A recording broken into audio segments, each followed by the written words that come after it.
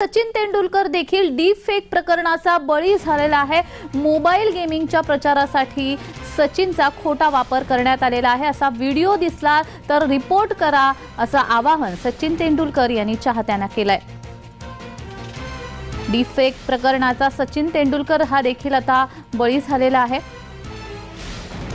सचिन तेंडुलकरने आपल्या चाहत्यांना आवाहन केलेलं आहे, असा जर व्हिडिओ दिसला तर लगेच रिपोर्ट करा असं आवाहन सचिन तेंडुलकर यांनी केलंय।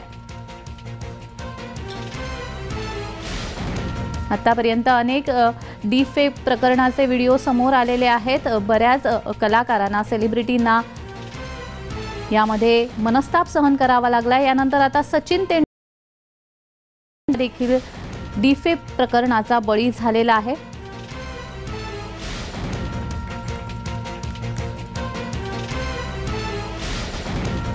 तर पाहुयात हा फेक व्हिडिओ काय आहे।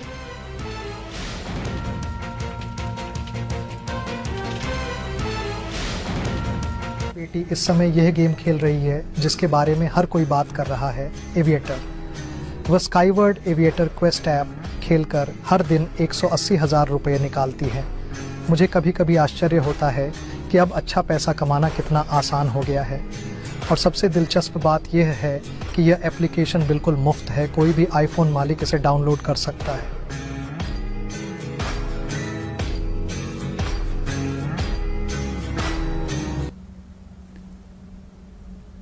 तर या संदर्भात सचिन तेंडुलकर यांनी काय ट्विट केलंय पाहुयात। हा व्हिडिओ फेक आहे आणि फसवणुकीच्या हेतूने बनवला गेलाय। तंत्रज्ञानाचा अशा प्रकारे वापर चुकीचा आहे। माझी तुम्हा सर्वांना अशी विनंती आहे की अशी जाहिरातीमध्ये दिसली व्हिडिओ दिसला तर ताबडतोब रिपोर्ट करा।